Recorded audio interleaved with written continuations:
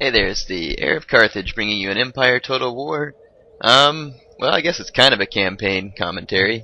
Not really. It's more of a just my thoughts on the campaign, and I guess I'll give... I don't know if I can really give tips. I don't know much about the Empire campaign, but I'll say a little bit about it. In any case, here's the grand campaign map. As you can see, I'm playing as Prussia in this particular campaign. I've also played campaigns as the French, and I believe the United Provinces as well. So I haven't gotten the chance to play as everybody, of course, because I'm still pretty new to this game. Here's what the cities look like on this game. These kind of cross-shaped cities are the largest ones, of course. In any case, you can see armies on the map, just like in Rome Total War with the boundaries. Yeah, it's pretty much the same as Rome Total War, except with better graphics, of course. Or maybe not. I mean, I can't run Empire at its finest, so maybe you don't think the graphics are all that stupendous. Well, in any case, I was going to give you a little bit of my thoughts on the Empire Total War campaign. I'll give you the good, the bad, and the ugly. The good is they've improved some of the things I feel over the Rome Total War campaign.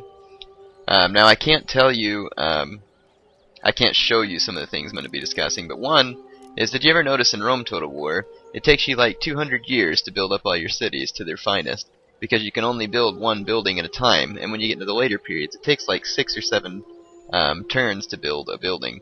Well, one of the nice things about Empire Total War is that you can actually have more than one building at a time going in a settlement.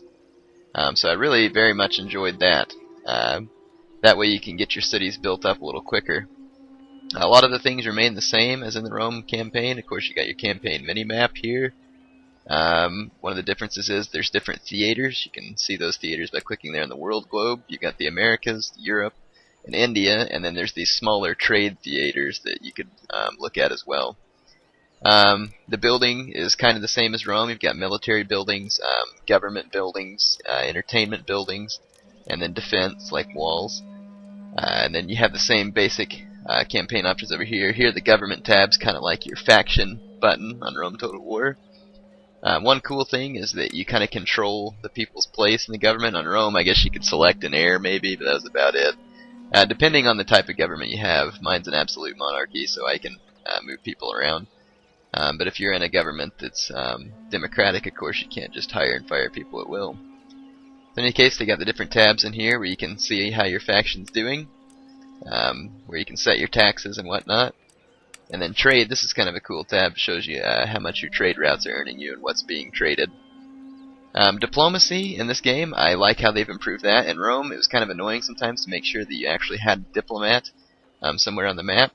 In Empire, you don't really have diplomats on the map. You can just click this diplomat button, and here's all the major nations, and it lists their attitude towards you, their religion, and whether or not you're trading with them can be seen here. And then, of course, there's all these minor nations. They have lots of minor nations that you can't play as in the campaign, but they do play a role in the campaign, although some of them are quite weak. So in any case, yeah, you can open negotiations with people without having a diplomat around. Say I wanted to talk to Great Britain here, just push open negotiations, and here I have a list of options that I can try and negotiate with them. And it tells you how your faction's doing. See right here it says power, strong, wealth, affluent, whereas the British have terrifying power and spectacular wealth.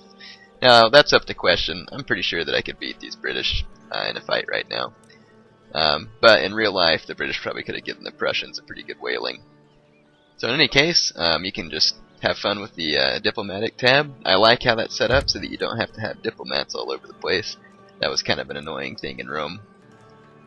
Another neat thing about Empire is that you research technology. I kind of like that. I thought that was a neat addition to the game as well. And you research technology at schools. Let me find you one of my schools. Can't remember exactly where they're at. People who play the campaign all the time are probably laughing at me like, this noob doesn't even know where the school's at for Prussia. Well, I have several of them. But in any case, here's one of my schools. There's also, you have capital cities in Empire, but there's also these minor cities. And in them you can build kind of an economic structure or, say, a learning structure like I have here with the school. And you can click this button right here, and it'll show you what technology is being researched and where, and how many turns there are remaining. And these little things here says how many gentlemen I have at each school.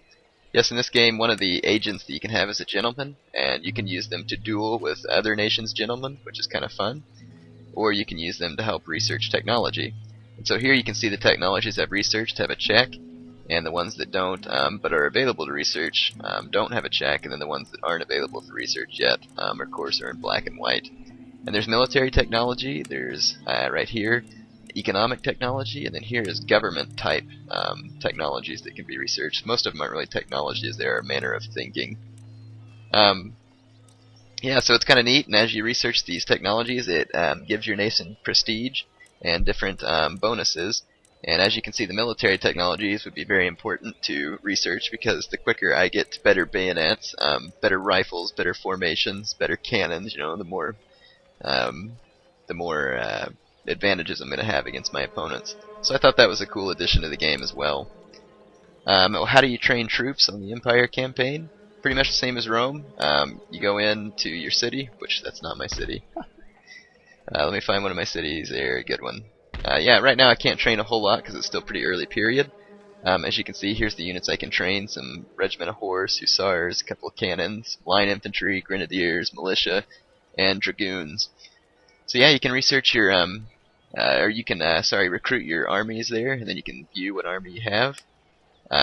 Infrastructure is mainly just roads, as I've seen it, so that's in a different tab for some reason than the remainder of the buildings.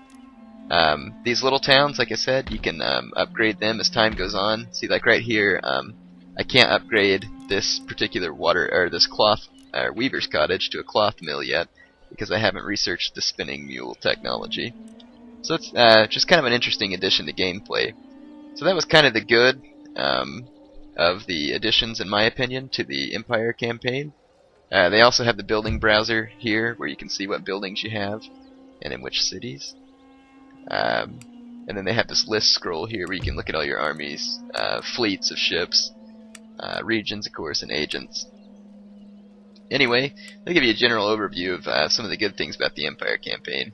Now, what's some of the bad things? Well, number one, the AI is absolutely atrocious. They're terrible, and in fact, it kind of makes the campaign hard to play, unfortunately. Had it not been for the AI being so completely terrible, I really have to say that this would be an amazing game to play on the campaign mode. Anyway, I'll go ahead and attack the AI here and just give you an idea of how bad they suck. So I'll start again once I've gone into the battle. Alright, I'm back. Now, I decided whenever I started this battle that it's not actually going to show you very well how stupid the AI is, because the army doesn't have, or the AI doesn't have much of an army. But bearing that in mind, maybe it will show you how stupid it is. The Poland-Lithuania faction declared war on me, and this is actually one of the better armies that they've fielded against me. So maybe that'll give you an idea how stupid the AI is, if you can understand that this is one of the better armies they've fought me with, and all they have is this unit of dragoons here, which is going to be dead momentarily, and then this unit of militia here, who I'm going to hit with grenades. So let's watch that. Yeah, so if you're a Rome Total War veteran or a campaign player, you're going to know that the AI on Rome Total War isn't very good, and you kind of come to expect that. Well, actually, I was going to... Oh, yeah, here comes those militia. We're going to hit them with grenades, just for pure entertainment value here. So here we go. In any case, yeah, if you've played Rome Total War a lot, you're no veteran to terrible AI.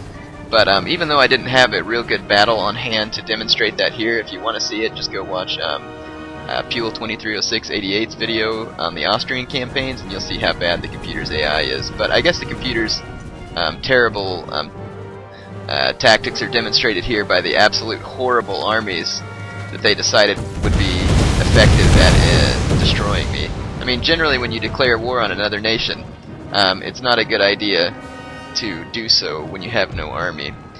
So let's end the battle here. I know you've probably seen it before, but let me show you the statistics, or yeah, the statistics screen on campaign actually comes up different than it does in single player. And also you'll see here that Empire Total War still has these wonderful quotes in between battles when it's loading, so you don't get quite so bored.